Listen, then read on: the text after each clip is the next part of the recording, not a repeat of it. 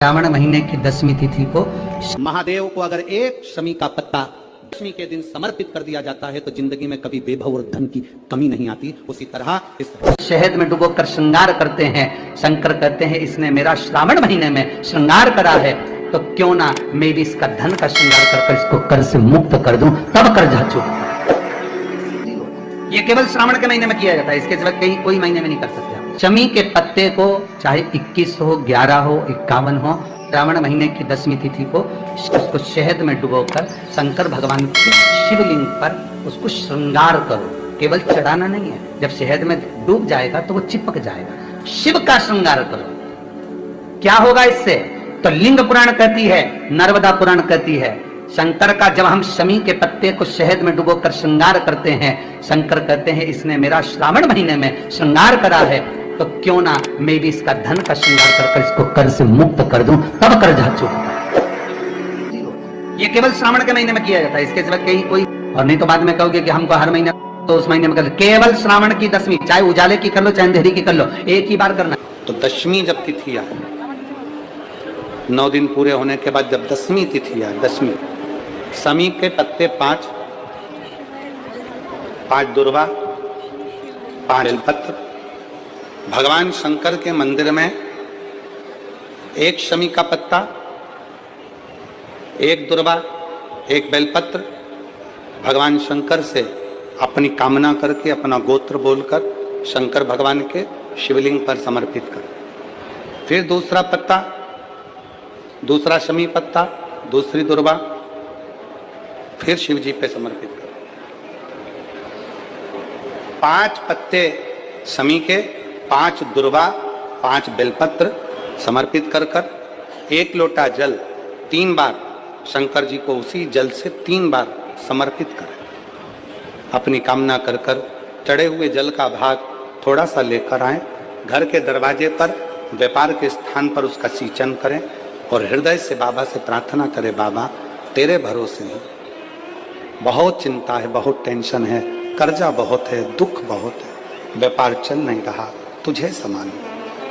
हमारा विश्वास करता है 3 महीने के अंदर जहां भी कथा होगी वहां आपका खुद का कि मेरे बाबा ने मेरा हाथ पकड़ा, मेरे शिव ने साथ। शमी के वृक्ष के नीचे, बेलपत्री के वृक्ष के नीचे अगर भूल से भी बच्चा, बूढ़ा, कोई व्यक्ति एक पार्थिव शिवलिंग का निर्माण कर लेता है, भूलवश भी उस पे जल समर्पित कर देता है, भूलवश भी उसके भाव से पुष्प या शमी पत्र या बेलपत्र भी चढ़ा देता है, तो वो इस संसार में कहीं ना कहीं सुख भोगता ही है, उसके जीवन में दुख नहीं। शमी पत्र की मूर्ता, शमी पत्र की मूर्ता, शमी का पत्र समर्पित की गई शमी का एक पत्ता महादेव को अगर एक शमी का पत्ता समर्पित कर दिया जाता है तो जिंदगी में कभी बेभव और धन की कमी नहीं आती।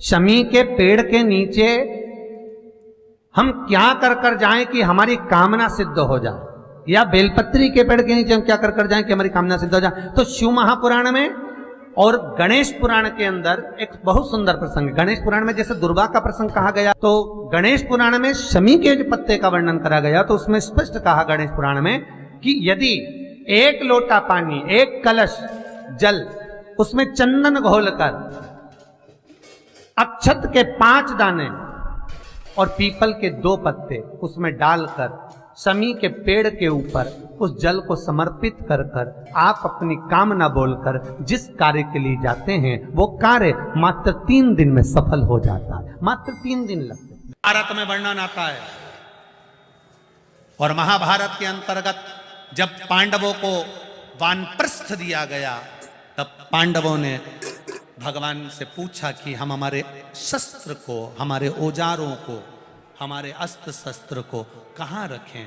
तब भगवान कृष्ण ने शमी का पेड़ बता दिया। शमी के वृक्ष के नीचे पांडवों ने अपने अस्त्र शस्त्र उस शमी के पेड़ के नीचे गाड़ दिए।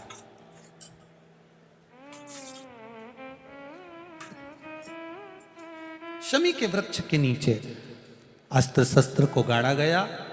जब वानप्रस्थ पूरा हो गया, पांडव वापिस आए। शमी के पेड़ के नीचे खोदा गया और खोदने के बाद अस्त्र शस्त्र निकाले गए और अस्त्र शस्त्र निकालकर, अस्त्र शस्त्र निकालने के बाद पुनः भगवान कृष्ण ने पांडवों को दिए।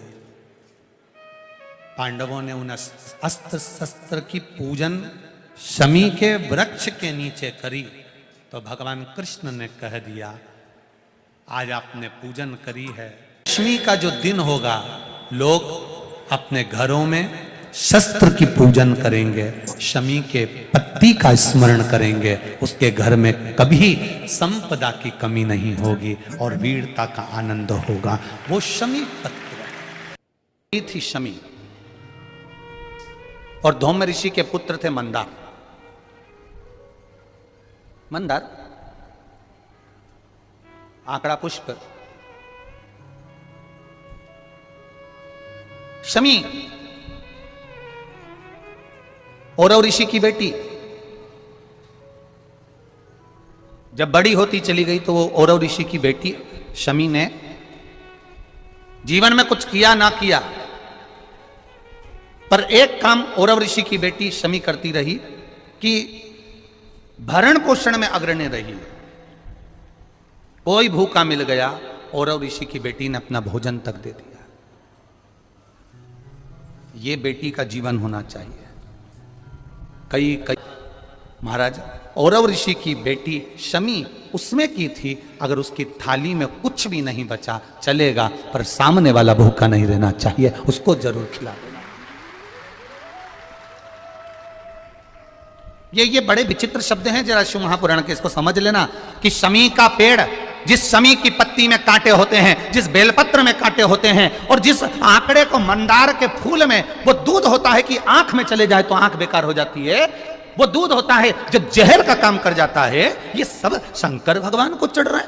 शमी जिसमें कांटे हैं, बेलपत्र जिसमें कांटे हैं, मंदार का फूल जिसमें जहर भरा पड़ा है, धतूरा जिसमें जहर भरा पड़ा हुआ है, ये शिव को क्यों समर्पित है? ये शंकर को क्यों चाहिए? ये शंकर के पास क्यों जा रहे हैं?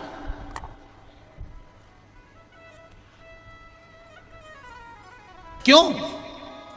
उसका एक कारण है, सत्य बोलने वाला हमेशा बुरा होता है, हमेशा बुरा होता है। और वो सत्य बोलने वाला व्यक्ति, शमी कांटों में रमी हुई है, लदी हुई है, पर भाव शुद्ध है, उसका भाव गड़बड़ नहीं हुआ। उस शिव मंदिर में जाकर मात्र शिवलिंग का स्पर्श कर लेना। आप में से कितने लोग हैं जो शंकर जी के मंदिर में जाकर चंदन की 3 उंगलियां शिवलिंग पर घुमाते हो ना, शिवलिंग पर 3 उंगली? तो ये 3 उंगली घुमाने का फल क्या है?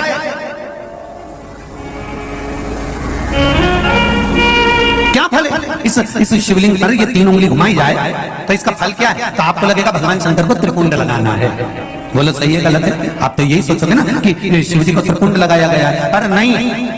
शिव महापुराण की कथा कहती है, ओम शिव महापुराण की कथा ये सागर में जो चल रही है, इसमें आप अगर विद्येश्वर संहिता को या पार्वती खंड को निकालोगे, या आप स्कंद पुराण का या लिंग पुराण की कथा को उठाकर देखोगे, तो उसमें वर्णन आता है जब कोई पुरुष, नारी या बच्चा अगर गंध भी नहीं है, लाल चंदन भी नहीं है, और मात्र उंगली से 3 लाइन खींचता है, उसका मतलब त्रिपुंड लगाना नहीं होता। उसका मतलब होता है कि उसने एक पार्थिव शिवलिंग का निर्माण कर पूजन कर ली है। यह फल प्राप्त होता है,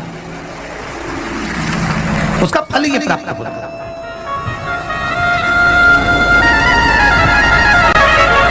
अब आप तो अभी तक सोचते थे कि हमने तो चंदन लगा के आए, हम तो भगवान को चंदन की लाइन खींची, हम भगवान को त्रिपुंड बनाकर आए। त्रिपुंड नहीं, भगवान शंकर को आपने त्रिपुंड लगाया वो अपनी जगह पर भगवान शंकर को जो आपने 3 लाइन खींची है, हाथ का जो स्पर्श कर कर घुमाया है, इससे पार्थिव शिवलिंग के निर्माण का फल प्राप्त हो जाता है।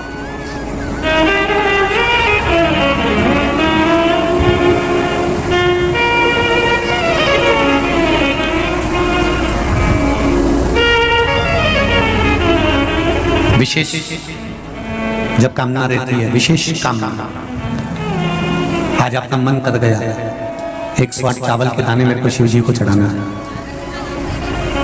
108 चावल के दाने मुझे शंकर भगवान को चढ़ाना। विशेष आज आपके मन में कोई मनोरथ बड़ा है, कोई कामना बड़ी है और बाबा से आपने विनती करी कि मेरा ये कार्य अटक रहा है, आप पूरा करोगे, मुझे विश्वास है।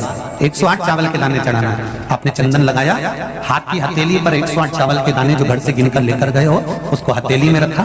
एक एक चावल का दाना नहीं चढ़ाया, हथेली में रखकर जो विशेष कामना, जैसे किसी कर्मकांडी ब्राह्मण से पूछा जाए पूजन होने के बाद में विशेष अर्घ दिया जाता है, विशेष अर्घ,